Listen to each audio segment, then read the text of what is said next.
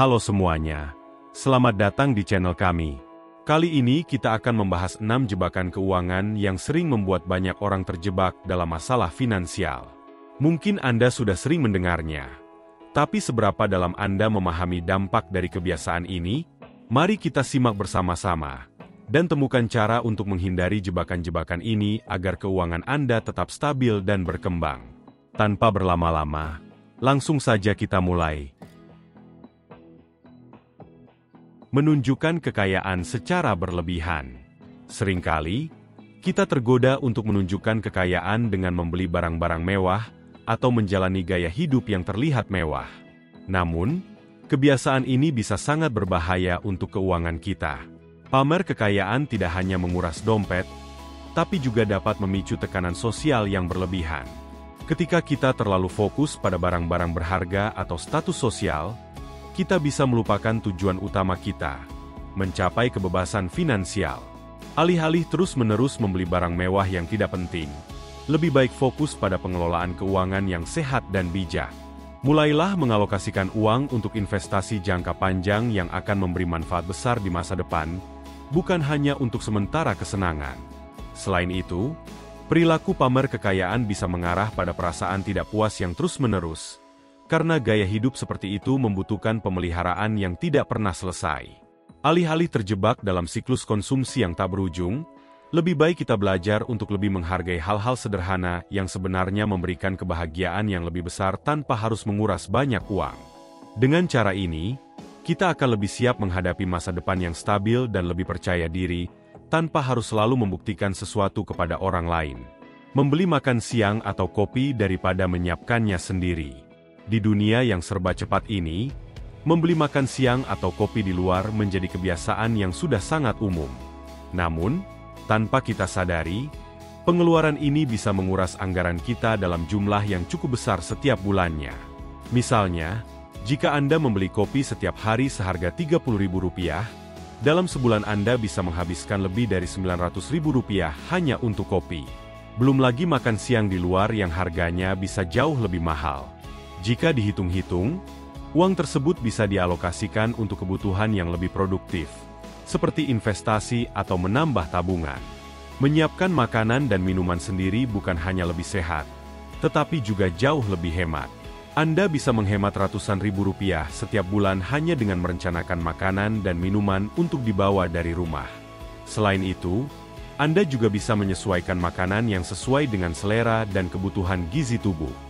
Dengan kebiasaan kecil ini, Anda tidak hanya menghemat uang, tetapi juga melatih disiplin dalam mengelola pengeluaran harian. Cobalah untuk lebih bijak dengan pengeluaran ini, dan lihat betapa banyak uang yang bisa Anda simpan setiap bulannya. Menaruh semua uang di rekening tabungan. Tabungan di bank memang memberikan rasa aman, tetapi Anda perlu tahu bahwa bunga yang diberikan bank cenderung sangat rendah. Artinya, meskipun Anda menyimpan uang di rekening tabungan selama bertahun-tahun, nilai uang Anda tidak akan berkembang pesat. Jika tujuan Anda adalah membangun kekayaan, hanya mengandalkan tabungan bukanlah pilihan yang bijak. Sebagai gantinya, Anda perlu mempertimbangkan untuk berinvestasi di instrumen yang bisa memberikan hasil lebih tinggi, seperti saham, reksadana, atau obligasi. Investasi merupakan cara yang lebih efektif untuk mengembangkan uang Anda. Meskipun ada risiko yang terlibat, potensi keuntungan yang lebih besar dalam jangka panjang membuat investasi menjadi pilihan yang lebih menarik. Selain itu, dengan investasi yang tepat, uang Anda bisa tumbuh lebih cepat dan memberi Anda kebebasan finansial lebih cepat. Jadi, jangan hanya puas dengan tabungan di bank. Pertimbangkan untuk mulai berinvestasi dan pelajari berbagai instrumen investasi yang sesuai dengan profil risiko Anda. Membeli rumah yang terlalu besar. Memiliki rumah adalah impian banyak orang, dan seringkali kita tergoda untuk membeli rumah yang lebih besar dari yang sebenarnya kita butuhkan. Meskipun rumah besar memberikan kenyamanan dan kesan prestisius, memiliki rumah yang terlalu besar bisa menjadi jebakan finansial. Biaya cicilan yang lebih tinggi, serta biaya pemeliharaan dan utilitas yang lebih besar, dapat membuat keuangan Anda terbebani. Selain itu, rumah besar yang tidak sesuai dengan kebutuhan keluarga bisa menyebabkan ketidaknyamanan jangka panjang dan akhirnya berujung pada stres finansial. Sebelum memutuskan untuk membeli rumah, penting untuk mengevaluasi dengan jujur apa yang benar-benar Anda butuhkan. Tentukan anggaran yang sesuai dengan kemampuan finansial Anda dan pastikan bahwa pembelian rumah tidak mengganggu kestabilan keuangan Anda di masa depan. Rumah yang lebih kecil namun sesuai dengan kebutuhan akan jauh lebih nyaman dan aman dari segi finansial. Ingat, ukuran rumah yang ideal adalah yang memenuhi kebutuhan, bukan sekadar untuk menunjukkan status sosial. Membeli kendaraan baru yang mahal. Membeli kendaraan baru bisa menjadi keputusan yang sangat menggoda, apalagi dengan berbagai penawaran kredit mobil yang terlihat menarik. Namun, perlu diingat bahwa kendaraan baru cepat mengalami depresiasi nilai begitu keluar dari dealer. Sebagai contoh, mobil baru yang Anda beli seharga 300 juta rupiah bisa turun nilainya hingga 20 hingga 30% dalam beberapa tahun pertama.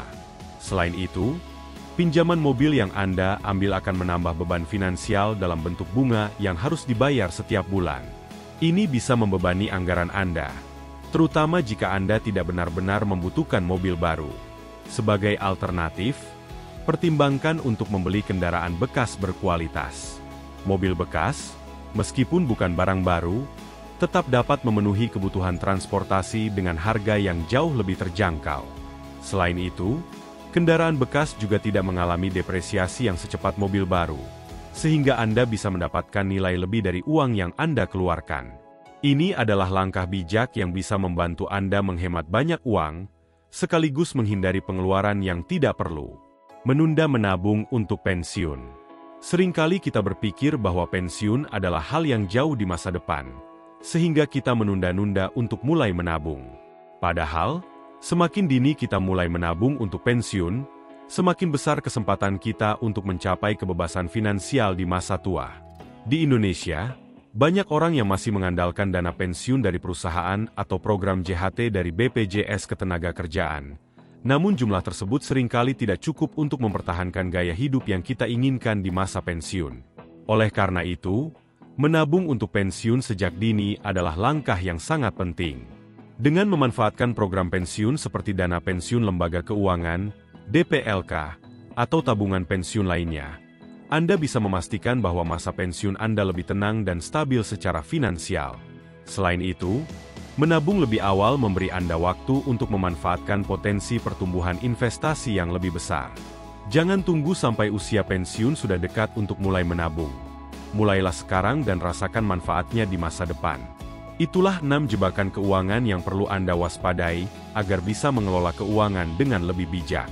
Dengan menghindari kebiasaan-kebiasaan tersebut, Anda akan lebih mudah meraih kestabilan finansial dan masa depan yang lebih cerah. Jangan lupa untuk like, subscribe, dan aktifkan notifikasi agar tidak ketinggalan video-video keuangan lainnya. Terima kasih sudah menonton. Sampai jumpa di video berikutnya.